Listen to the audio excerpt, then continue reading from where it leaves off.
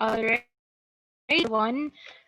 We are now down to the last topic before the final examination day, and hopefully, we will be able to finish all the submissions and all the topics for the final examination before final examination.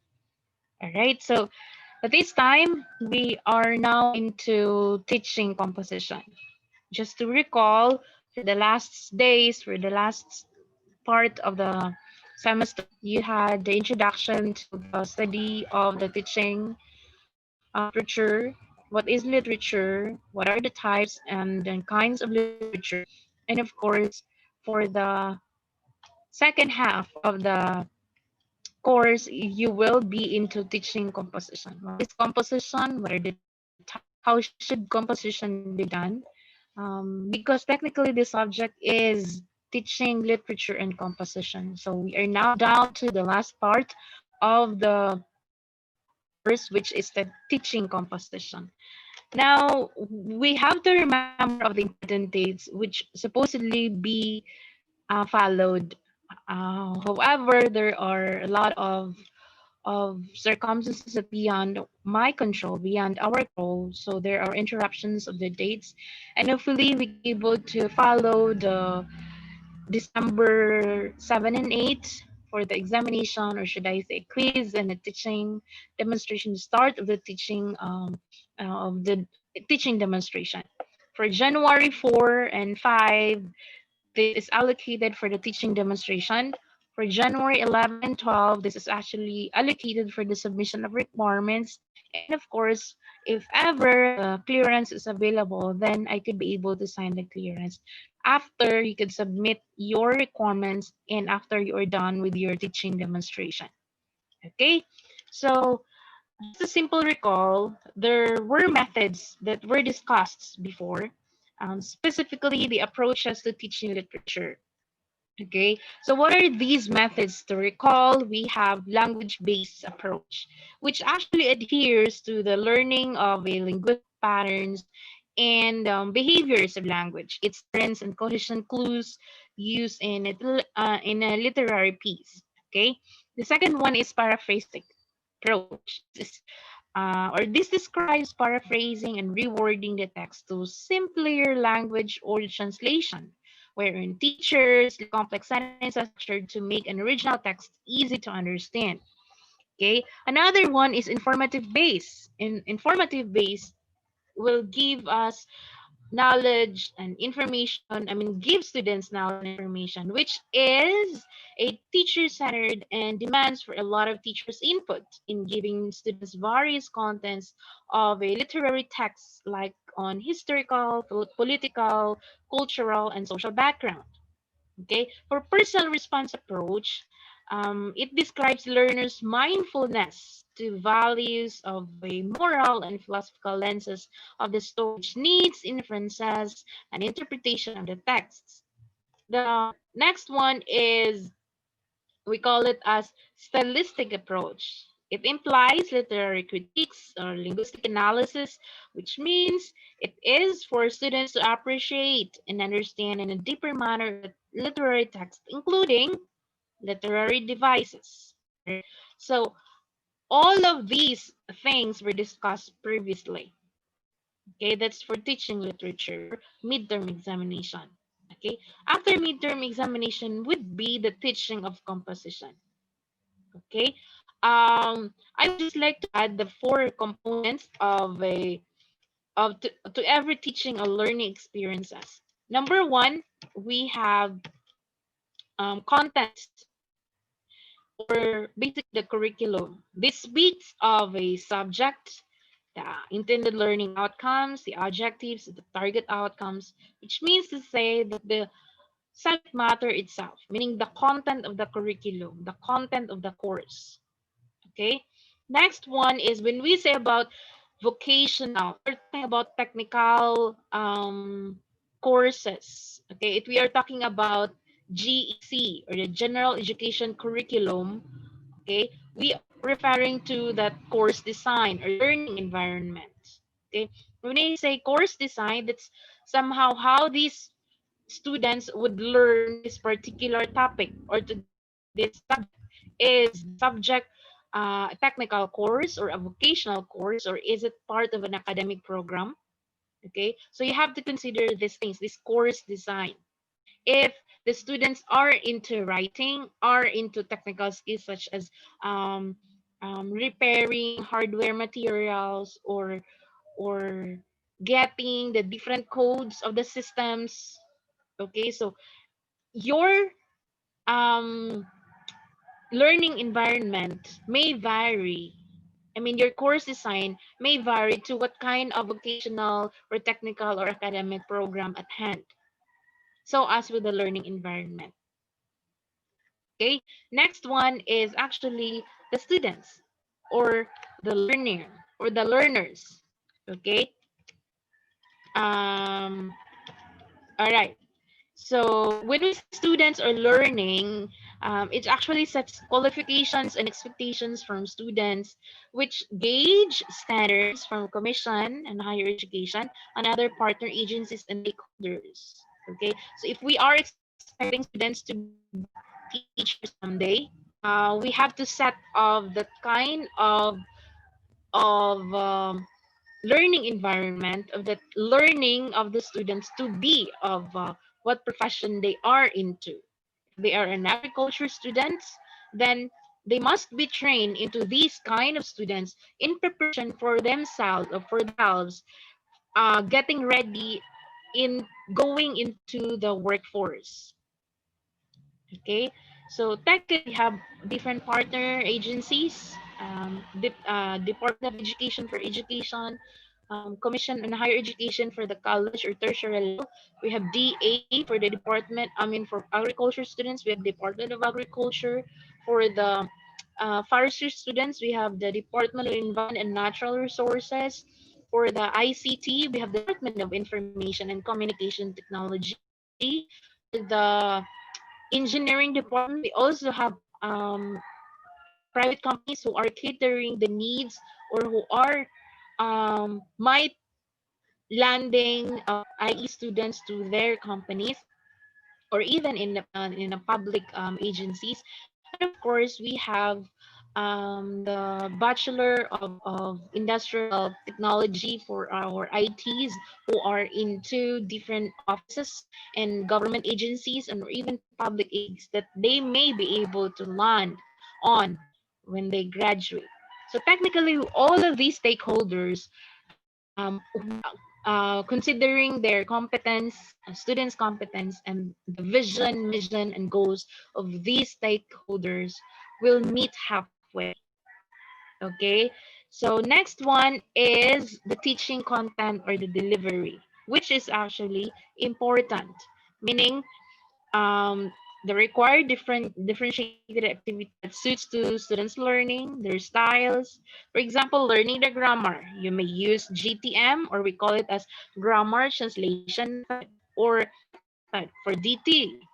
Okay, in learning prose and poetry, you may also use stylistics or information-based or monological approach. Okay, so actually it matters on how the delivery of the lesson be taken into consideration, should vary and must be differentiated. Okay, so another thing is there are types in writing process. Since we're talking about teaching of composition, so we have also to take note of the 4 steps. One is pre-writing, second is researching, third is drafting, and the fourth is revising. Okay, so technically these processes are actually discussed in a separate video for you to be able to know what are really the steps in writing the process. I mean in writing process. Okay, so we often call it as PRDR for pre-writing, researching, drafting, and revising. Okay, to continue, there are also 4 types of composition, namely description, exposition, annotation, and narration. Okay, description is giving you a description. I mean, a describing a particular event or a thing or a place. So you are giving a description. Exposition is explaining, expounding on how these things happen, how the story goes, what happened to your meeting. Okay, so you're explaining, you're expounding of a phenomenon, of an experience, of an event. Argumentation, technically, this is giving of a chance for the people to write into contrasting or comparing an idea. So meaning to say there is this proposition or a thought that allowing the writers to get involved into different sides of the coin. Okay. The last one is narration. Technically, you are giving the sequence or presenting the events chronologically or the giving us the plot in a chronological manner. Okay, so these are just four types of composition. And the detailed presentation of the four types of composition is also discussed in a separate video. So next one is the teaching composition. Just a brief history or introduction to the composition pedagogy, which actually began mid 20th century, which dominant approach to writing pedagogy because it focused on the written product. Okay, the practice required a single final draft, comprehensive error correction by the teacher on that draft, and of course the summative comments justifying the grade assignment. So there's this draft. The teacher corrected the error, I mean the mistake, and then giving a justifying grade. Okay, the teaching of writing was consigned to English and rhetoric departments. That was before, because it was assumed that such courses, such as teaching of composition, could give students a generic or neutral set of good writing skills to apply to whatever writing tasks they may encounter in other disciplines. Okay, so this traditional approach actually um, has drawn stiff critique by 90s and 1980s, and then the emphasis on eliminating errors seemed adequate for students who were already skilled writers, but instructors were really working with students who made a lot of errors in standard written English, found themselves pouring an excessive amount of time into voluminous markings and comments that students were too overwhelmed to learn from. So see, the improvement from one assignment to the next was actually minimal. Okay, so the two important approaches have surfaced in the last decades was one is process pedagogy.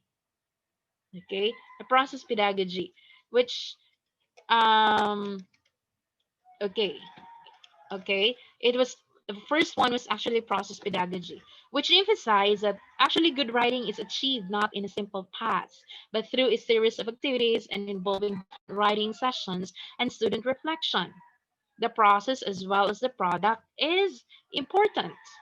Students learn from feedback they receive on their work at different points in the writing process and learn to make improvements on their own. Okay, as College of Letters and Sciences guidelines put into the different courses actually emphasize the recursive nature of writing, developing an idea, crafting a thesis, creating supportive or supporting arguments, writing a draft, review, revision, and proofreading with strips back through these steps are actually needed. All receive instructional time, review feedback, and practice in the composition course. So see, that is very tedious. Another one is effective or experimental pedagogy. Some critics confuse process pedagogy with effective or experimental pedagogy, in which students focus on their own opinions and lives in their writing. While writing pedagogy can involve a reflection or personal reflection, it is not at all a necessary component of a typical endpoint. Process pedagogy need not exclude working with evidence, reasoning, and disciplinary knowledge. Okay, just to inject something, WAC, okay, we call it as writing across the curriculum, and with or we call it as writing in the discipline. Okay, for the previous decades, we call it as walk as writing across the curriculum. Um, this is because of writing as a macro skill is actually considered as the lifelong learning skill, which is a necessity to all subjects. Students have to write. Students must master writing, the skill of writing. Okay, so that's the purpose of the WAC. Students across the curriculum. However, as time goes by, they invented the word, the abbreviation with, or writing in the discipline. So this was actually a course before, English 2, writing in the discipline, which focuses more on the technicalities of the writing. Okay, how should these things be presented? How should the paragraph be constructed? And how should the word be carefully chosen for a specific topic? Okay, that's for writing in the discipline. At this time, as the curriculum continues to develop and as the learners continue to evolve when it comes to the learning styles and preferences, we have now the purpose of communication for the college students, oral communication for the senior high students. Okay, so as the students progress in their learning, the curriculum also changes and revisited, which is suited to the learning styles and needs of the students. Okay, so there you have it. You have the wit, the walk, and the wit. Okay, so this time we will now define what is really a teaching to composition, or what is a composition. Okay, for some, we call it as an expression. Actually, this is an expression of thoughts, ideas, feelings, observations, experiences in a written form. Okay, it refers to a process. Okay, because you are collecting thoughts or information, arrange them in a sequence and in expressing them in accordance with recognized standards or forms. So that makes it a process. Remember, if the word is ION, though it is non-sequitur or it does not follow to all words, but most especially, but yes, more commonly, when the word is ending with ION, like composition, narration, description, technically it speaks of a process. So the word composition describes or refers to process of creating or collecting thoughts or information, arranging them in a sequence, and expressing them in accordance with recognized standards or form. Okay.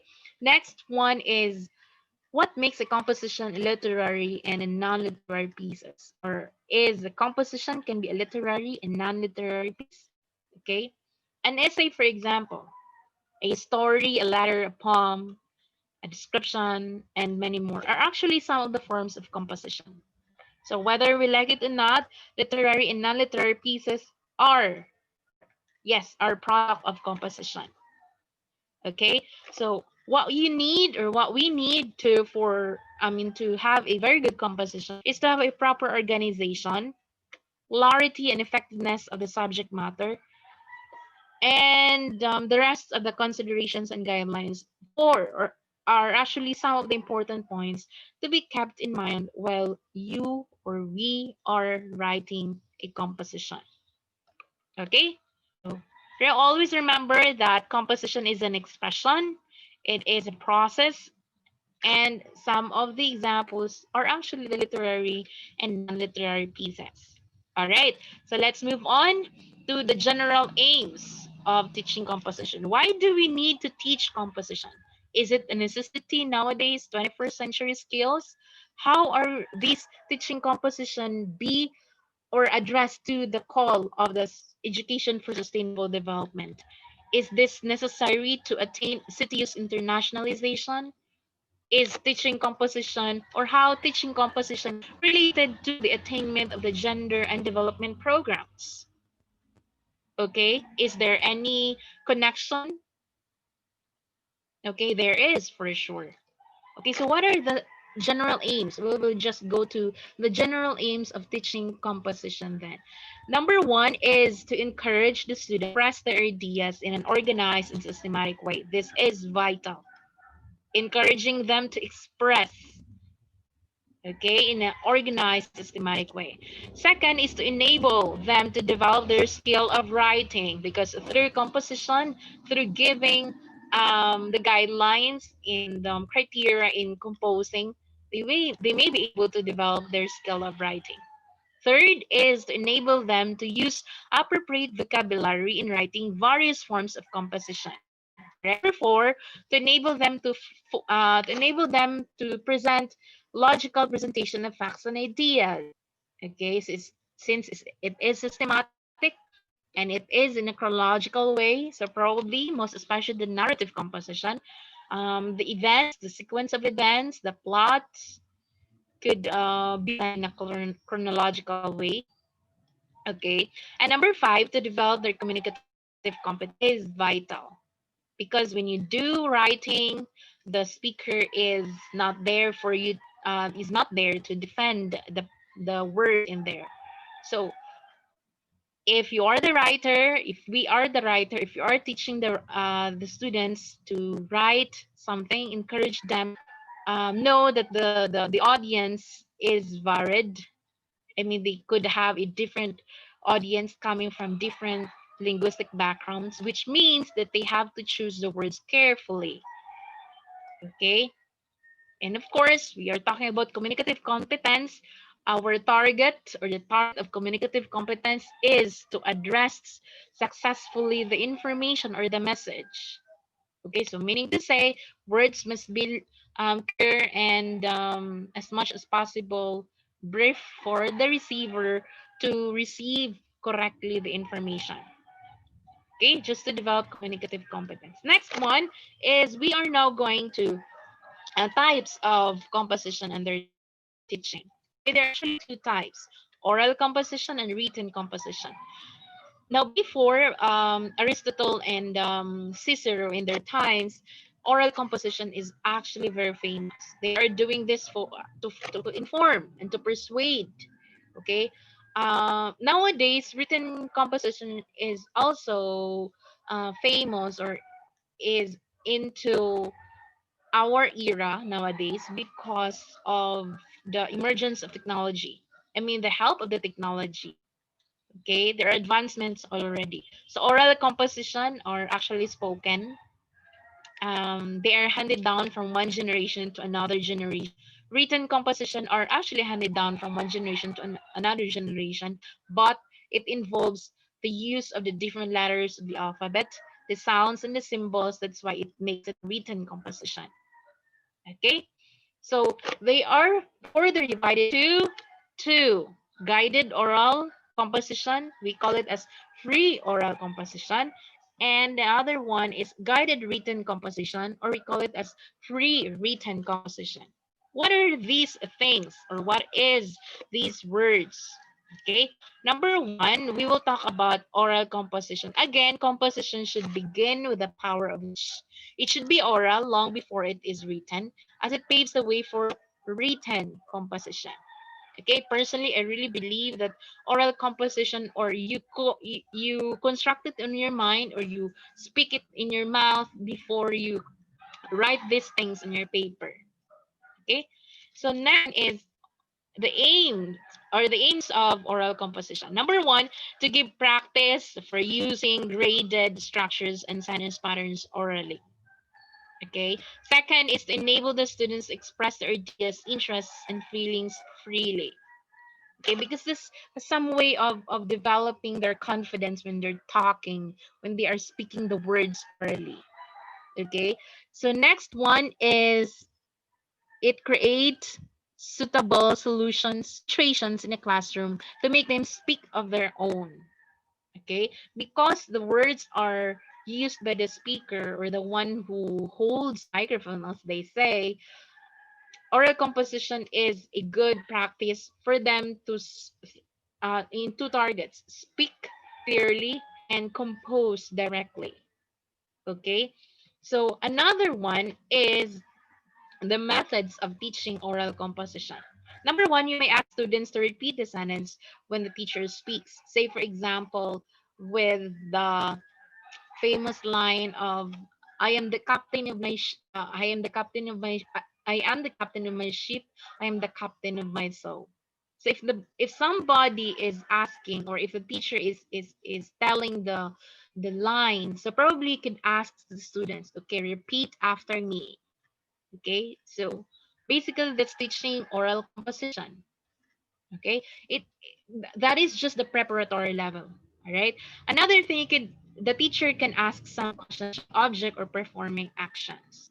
Okay, if you are holding a microphone, for example, or if you're holding a picture, and then you are asking the students, or yes, your learners, to describe what is on the picture, I mean what you are holding, and then just give them the freedom to speak one by one, of course, and giving them the chance to develop their critical thinking skills and judging what's on the picture, or what's on, or what is the teacher's holding. I mean, what is the teacher holding? Okay. Next is the teacher can ask question on a picture after describing it.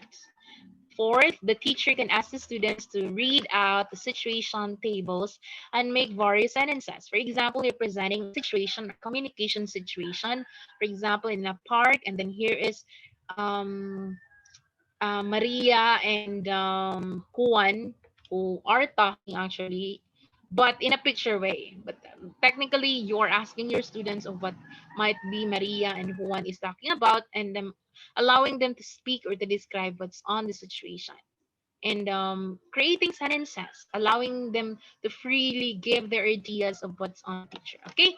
Number five, the teacher asks questions from the textbooks. If there are textbooks provided, make sure that the textbooks are actually presented well. I mean, the texts, the words are actually should aid to the learning. Okay, should not also confuse to the learners. Number six, the teacher can narrate the simple story and ask questions on it. Number seven, the teacher may ask conversation or have conversation with the students on various topics of general interest. Like, for example, um, so now what's your most embarrassing experience with somebody? What is your greatest involvement in the society? What is your advocacy, for example?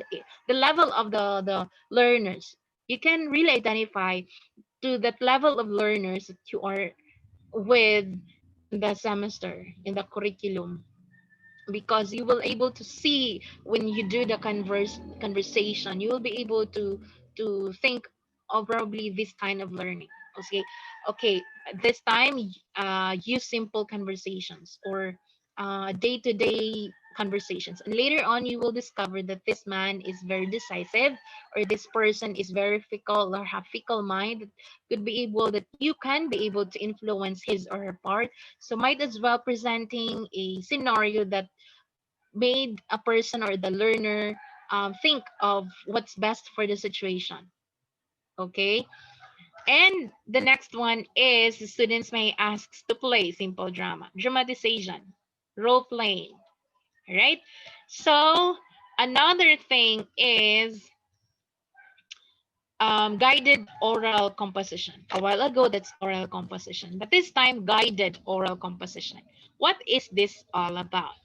Okay, you may guided oral composition involves the repetition of sentences and structures. If you are teaching if you are teaching the composition or the different sentence patterns, the composition, say for example, in literature, will go to the different rhythmic measurements, the different patterns, the lines and stanzas. So probably you are going to present a poem, and then allowing them to dissect, allowing them to um, measure the different patterns in the stanza presented. Okay. Another thing is substitution tables. So probably you can ask the students about his idea of a thing, and then later on you give your own idea, and then another chance for others. Okay. Next one is transformation of sentences. Okay, you give this kind of sentence, and then you allowed another person to restate or paraphrase the statement, or you could transform the statement into another idea. Okay, it could be done. Okay, so for example, you are giving a simple sentence. Mark is playing basketball. Mark is playing basketball, and this is, say for example, this is grade 7 learners. Mark is playing basketball, allowing them to dissect the difference of, the different parts of sentences, and giving them chance to make the statement into complex, into simple, into compound complex sentence. So transform the statement or sentence into something new, but of course retaining the idea. Okay. It could also be done if you are targeting, if your ILO or your objective of the day is to create a sentence or to develop their writing in terms of writing paragraphs. So could be able to have that Socratic method. Okay. Next one is reproducing a situation. Okay, telling stories. This is guided. So teacher, you will be facilitating the learning and allowing them to speak. This time, this is purely speaking. Okay, just facilitate in what way? Producing a situation, um, creating a scenario. Person A will create a scenario, and then telling a story about it, and then passing the another story, another um, page, for example, of the story, and then to another person, and creating another scenario. But the thing is, they are now creating a whole story. Okay. This one is reproducing a picture description. Next is reproducing a story. And of course, this time we'll talk about a free oral composition. Free oral composition, such as the teacher can ask the students to describe a picture or an object of their own. It could be the students can be asked to describe the important incidents or events and debates, extempo, extemporaneous, and speech that may be organized on topics of the range of experience, and of course, construct a conversation that can be arranged in a class, in pair, or group on familiar situations. And the last one is having a short dramas in a one-act play that can be enacted in the class. Okay, so you could have free oral composition. How about written composition? What are our aims in teaching written composition? Number one is to develop their writing ability. Okay, because this is written composition. Our target is to develop writing ability to enable them to write correctly. Next, to enable them to express their ideas and thoughts in an organized way. And of course, there are two types of written composition, the guided one and the free written composition. Same with the oral composition. All right. So when it comes to teaching of written composition, specifically on the prose or teaching prose, we have here by giving dictation. Okay.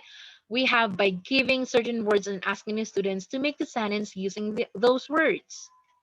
Okay. By giving substitution table to make various sentences.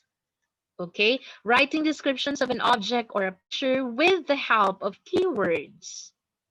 Okay, you could have asking to complete the story or paragraph by filling the gaps. Okay, so probably person A would leave the story at the middle or at the climax point, and then allowing the another student to continue to the resolution, perhaps, or going back to the rising of action, and then until the end, and until the last person in the class could be able to share what are his thoughts or her thoughts about the story. All right, so it could have giving few sentences from textbooks and ask them to write parallel sentences. Okay, you could have producing the gists of the story. Okay, so you have a short story, for example, or an excerpt, and you're asking them to give the gist of the story. Okay, so you could have a one paragraph or two. Okay, You could have the reproduction or producing the description of the picture, the one that I told you earlier. So, pwede jud kaya na siya. Expands topic on the basis of given outlines. You could have that way. And now we are going to proceed to the teaching of written composition in a free written composition. Five types. We have narrative, story type, reflective, specifically the essay, letter writing. And when it comes to letter writing, we have informal letters, formal letters, and of course, the fourth type of free composition is imaginative, and the last one is literary composition. Okay, so um, okay. So when it comes to narrative composition, it involves a description because it's narrative. Uh, Description of an event like visit to the zoo or a journey by train. Before making them writing the narrative composition in a given topic, the teacher may refresh their memory by discussing the event or the incident and ask them to write on their own in their own words. Okay, the story type composition, the teacher can present a picture or series of pictures before the students and ask them to actually write the story. Or teacher may give certain hints and some sentences and ask them to develop the story. So that's story type, the one that told you earlier. The next one is a reflective. Okay, reflective may come into essay or letter writing. Essay, teachers should give easy topic for essay writing, but at the higher stage, students can be given all types of topics to write in their own style. They should be very clear about the parts of the introduction, the main body, and of course the conclusion. All right. So when it comes to the letter writing or letter writing can be into two, informal and formal. Informal letters are actually those letters na given um for just a note in a day, okay, to somebody. Okay, formal letters such as letter of requests, letter of appreciation from an employee to a boss, okay, or it could be a boss to employee. You could have that way.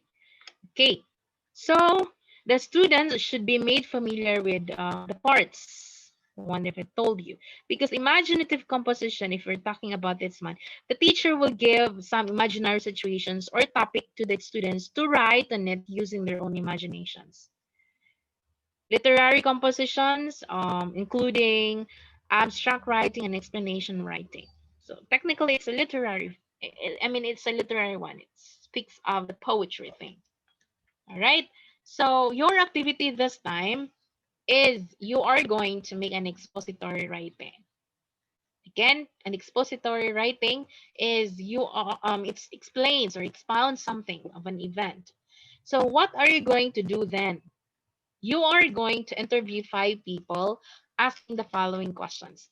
What kind of writing do you do on your job or usually do? Okay. Second, what are the most important qualities of writing? Okay. The third one is what are the biggest problems that you see in writing of others? And the next question or the next thing that you're going to do is to write an expository paper with an introduction, the main body, and the conclusion, comparing the responses of the different people interviewed and end with a summary of the responses and what you learned from the paper. So technically, you are going to have an introduction to your main body, discuss on the how are you going to present the different comparison that you are or the comparison that you are doing, place it in the body, main body or the body, and then the conclusion that is the product of responses that you are interviewed, and then the lessons that you learn from the experience or from their responses. Okay, so sample paper. Um, how would I present that? Maybe I could have this way sample paper that's your paper should be in a one page, Arial 11, one by one by one. That's the margin one by one by one by one. So have that way. So for uniformity reason. So again, you have the introduction, main body, and conclusion. Okay, so you could have that way. All right. So let me proceed then to the next, which is the concluding parts. All right. So looking with, according to Michael Jackson, I'm looking with a man in the mirror. I'm asking him to change his ways. Okay. In most cases, we have this routine. We have this nakasanayan attitude towards writing, towards teaching composition. Might as well giving us the chance to explore to the idea of how we should um, bring, how we should teach the composition to these kind of students.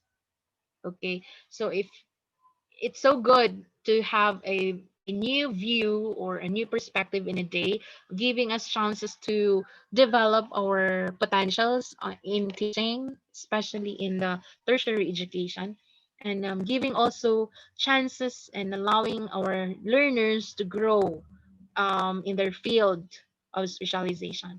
So for you, this is my challenge for you, because since teaching demonstration is actually our last requirement of the course, I'll be asking you to be creative in presenting your demonstration, and of course, stating or sticking to the topic that you are choosing into, and then present it to me the lesson plan prior to the demonstration. All right.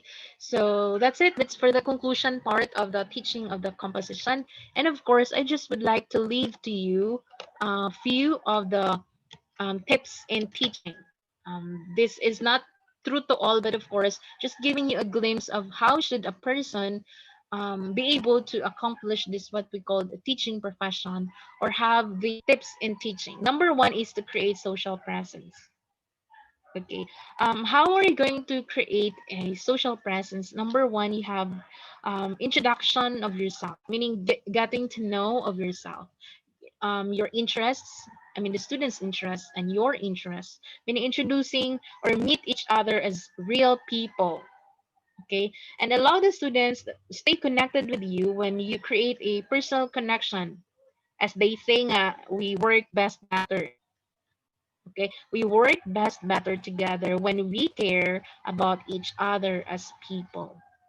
So through the creation of social presence, you are working the um, with the class, with the learners. So in these days, how are you going to create social presence since we are now in the digital world? So probably personalize your profile. If you don't want to personalize your profile, use videos or pictures of yourself of your interests whenever possible, if that is necessary. Okay, allow them to know you. I mean, allow your students to know your strengths and of course your weaknesses, so that they may be able to get how should these students get into your teaching world. That's creating social presence. Another one is to learn each other's name. This is very vital. Okay. Um, there is this quote that I've learned that it said that I look upon every day to be lost, in which I do not make a new acquaintances. So actually, this is a barrier to the teaching field, because somehow you are creating a wall. Students and teacher, yes, it's good that you're creating a wall during the discussion, but of course, getting in touch to the students' way of learning, and of course, assessing their capabilities in learning the language and learning the composition level. Okay, if a man does, I mean, if a man does not know new acquaintances as he advances through life, he will soon find himself alone. This is according to Samuel Johnson. He said that if a man does not make new acquaintances as he advances through life, he will soon find himself alone. Okay, so learn each other's name. You could start every message you send as individual student with their first name. Require students to use each other's name. Say, for example, Maria. Okay, Maria had said earlier, mom, that, okay, Jason talked about like this.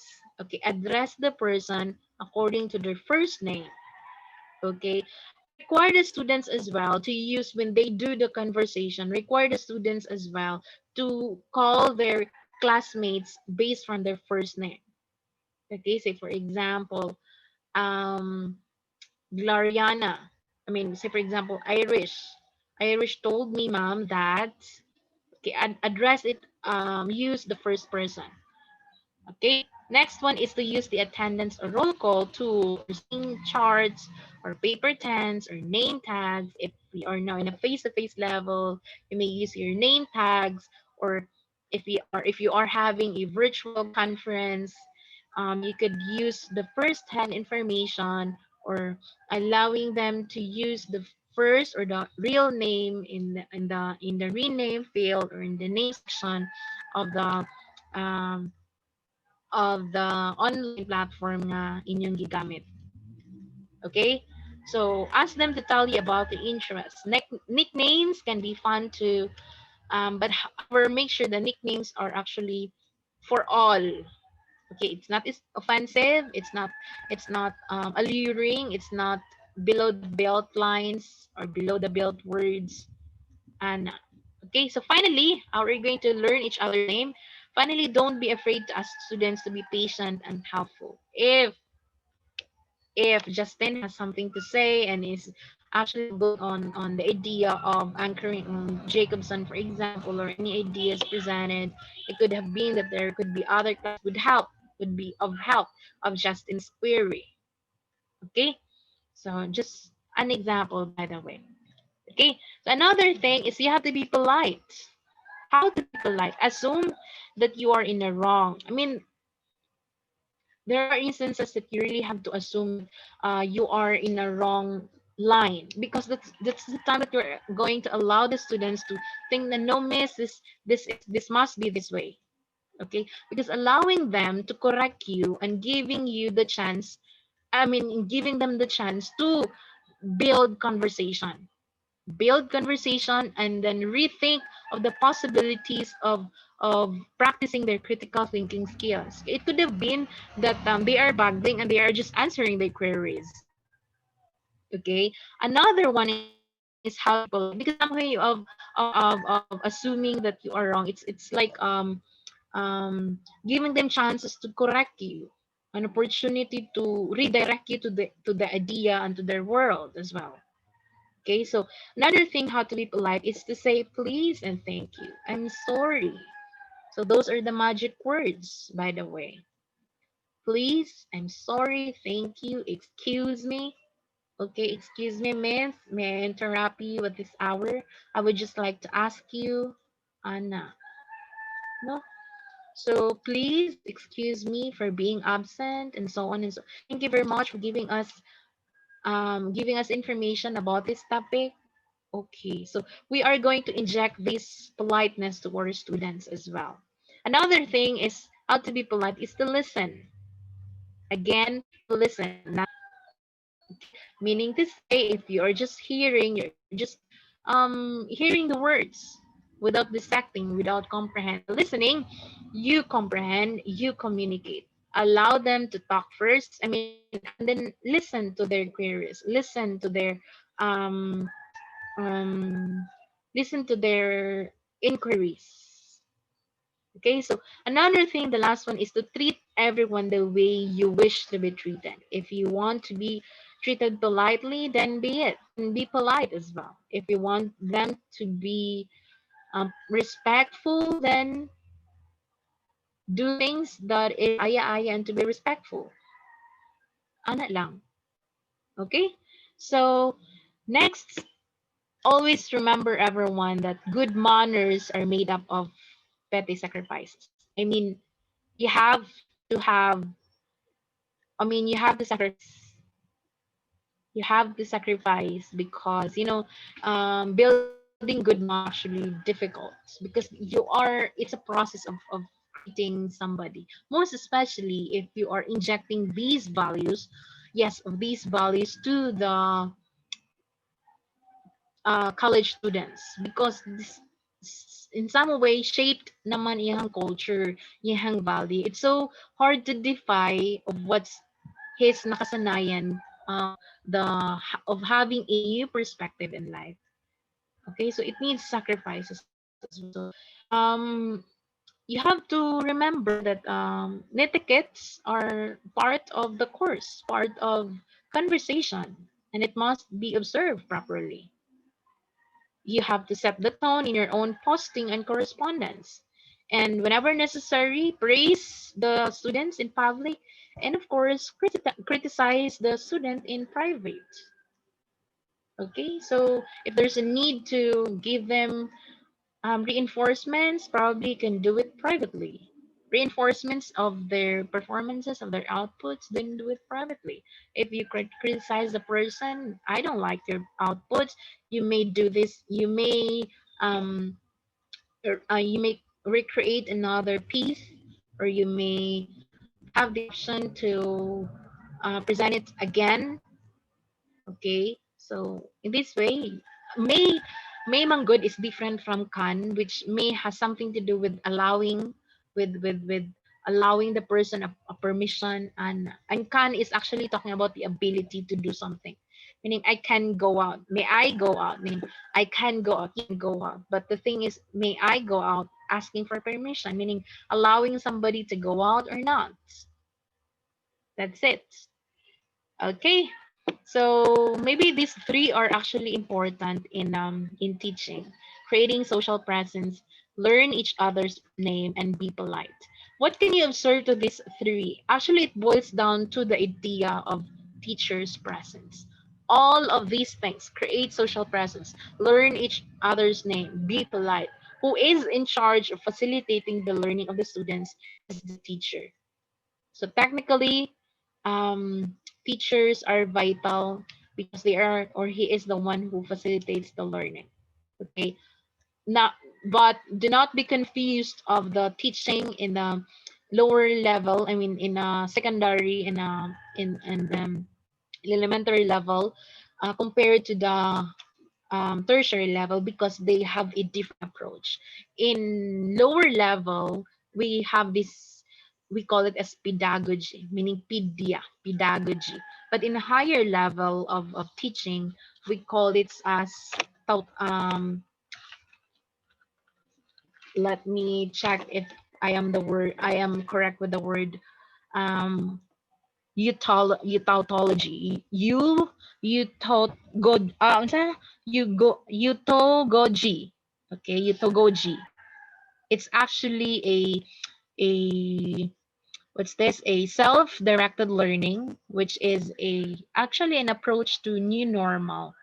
Okay, so you are allowing these learners to do their learning by themselves. Okay, so you just have to choose. All right. Anyways, moving on. So we are now down to the end of the slide. So what you're going to do for the rest of the sessions is you are going to prepare for the quiz. Of course, there's a one quiz, and of course there is the different outputs, the narrative essay and expository writing. And the last output that I will be asking to you is the lesson plan, basing from the 4 P's: the preparation, presentation, practice, and performance, and of course your teaching demonstration. Prior to the teaching of demonstration, kindly submit a lesson plan, and so that we could be able to um, correct probably the lesson plan, review the lesson plan before the presentation.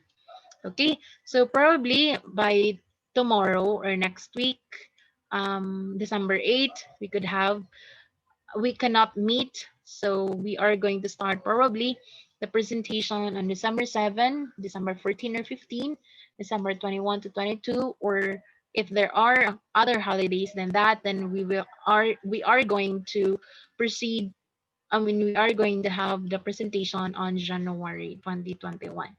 All right.